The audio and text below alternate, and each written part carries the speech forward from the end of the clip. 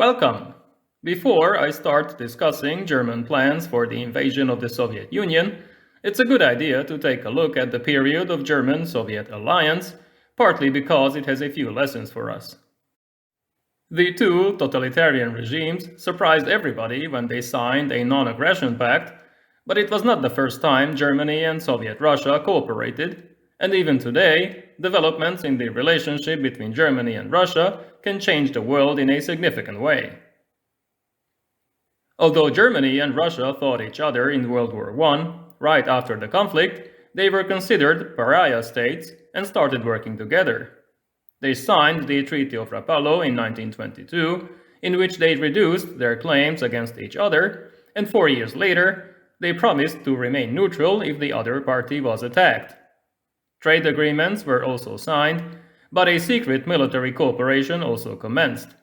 German technology was sold to Soviet Russia, while the Soviets allowed Germany to develop new tools and train more officers in their territory, circumventing the Paris Peace Treaty.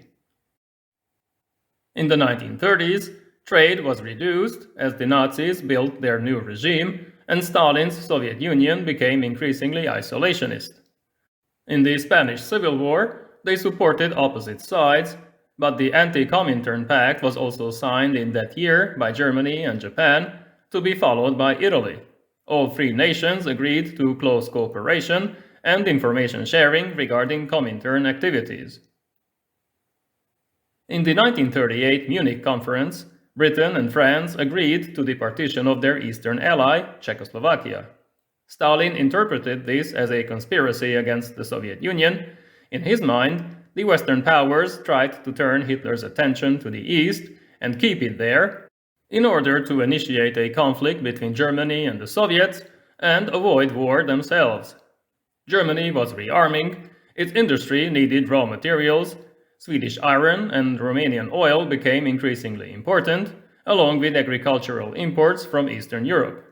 The Soviet Union could provide much more, and at the same time, it needed German machinery to implement the third five-year plan, so both sides wanted to negotiate. A few months later, Germany occupied the Czech provinces, Britain guaranteed the independence of Poland, Romania, Belgium, Greece, and Turkey. Then Hitler denounced previous agreements, signaling his intention to go to war. To avoid a repetition of 1914, he needed more friends. In May, talks between Britain, France, and the Soviets started, but both sides distrusted the other, while Germany secretly hinted that it could offer a much better deal. By July, negotiations stalled. Another attempt was made in mid-August, but by then, the Soviets were more interested in the German proposal. An economic agreement was first signed, then on the 23rd of August, Foreign Minister Ribbentrop arrived in Moscow, where he met Stalin and his new foreign minister, Vyacheslav Molotov. Both sides wanted a deal, so they quickly agreed on a 10-year non-aggression pact, along with a secret protocol that placed eastern Poland, Romania, Finland, Estonia, and Latvia in the Soviet sphere of influence. The world was stunned by the announcement. Britain and France were fearful of a new war, Italy and French communists were surprised, while Japan was angry and felt let down by its ally. Hitler hoped that in the new situation, Britain would accept the loss of Poland, but a defense pact was quickly signed by the two countries, and the British joined their French allies, although this did not prevent the fall of Poland. Soviet troops were busy in the Far East, where they had to contain a Japanese attack, but on the 17th of September, they also crossed the border and occupied the eastern part of Poland. They worked together against the Polish army and resistance fighters, while staged elections justified this Soviet liberation. In late September, the original pact was modified. Germany got more of Poland, while Lithuania was transferred to the Soviet sphere. Hitler didn't care. He knew that the Soviet Union would be invaded anyway later on. In October, all three Baltic countries had to allow the stationing of Soviet troops in their territory. A month later, the invasion of Finland took place, and while the Red Army was humiliated by its much smaller opponent, negotiations with Germany continued. At the same time, elimination of all those deemed hostile or dangerous commenced. The Germans killed members of the intelligentsia, political activists, and Jews, while the Soviets massacred tens of thousands of Polish officers and intellectuals at several sites. Many more were deported and replaced by Soviet cadres in the Baltic states, but forced labor was also used by both countries. A new commercial agreement was signed in February 1940, according to which massive amounts of Soviet wheat, cotton, oil, and other raw materials were to be shipped to Germany, circumventing the British blockade.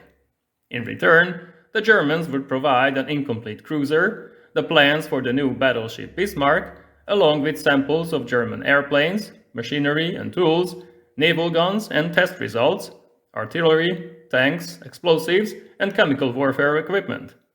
This was a steep price, but Soviet shipments guaranteed the survival of the German war machine, which could turn against France and then the Soviet Union itself. In June, France was overrun. It was forced to sign armistice and give up more than half of its territory, although the new Vichy regime could keep southern France and the colonies. At the same time, Soviet troops occupied all three Baltic countries, but Romania was also pressured, and it soon gave up Bessarabia and northern Bukovina, while Germany and Italy gave northern Transylvania back to Hungary.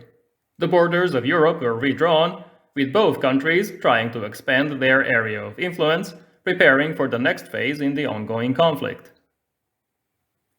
Hitler was already thinking about the invasion of the Soviet Union, but when the Axis was formed in October 1940, the Soviets also played with the idea of joining. After tough negotiations, a German draft was sent to Moscow, which divided up the world between the four Axis powers. Stalin soon replied with his own proposal, in which he accepted the main outlines, but added Soviet rights to Bulgaria and influence over Iran and Iraq. At the same time, he increased shipments to Germany and promised full compensation of all ethnic Germans who left Eastern Europe and moved to Germany. In January 1941, a new agreement was signed, in which the border between Germany and the Soviet Union was modified, while deliveries were increased above the levels of the first year. By that time, both sides were preparing to move against each other, although in Stalin's mind, this was just a deterrent, should Hitler change his mind and invade already in that year. In April, the Soviets signed a neutrality pact with Japan, which had already turned its focus to American and Allied possessions in the Pacific. Hitler didn't mind. He didn't desire a Japanese participation in the largest invasion the world had ever seen. He believed that German forces alone could destroy the Soviet Union. Stalin's proposal for joining the Axis was simply ignored. Preparations for the invasion continued, with a huge build-up along the eastern border. In May and June, British intelligence handed over reports regarding German troop movements, but Stalin interpreted this as yet another capitalist conspiracy against the Soviet Union. He was angered when similar reports arrived from his own sources in Japan and other countries. He refused to believe that the Germans would break the pact so soon. Instead, he further increased shipments to his de facto ally and hoped for a better outcome. When the Axis invasion commenced on the 22nd of June 1941, the last freight trains crossed the border, then the elimination of all nearby Soviet ground and air forces started. Stalin's deterrent did not work, but I will talk about German planning and the campaign itself in future episodes. Thank you for watching. See you next time.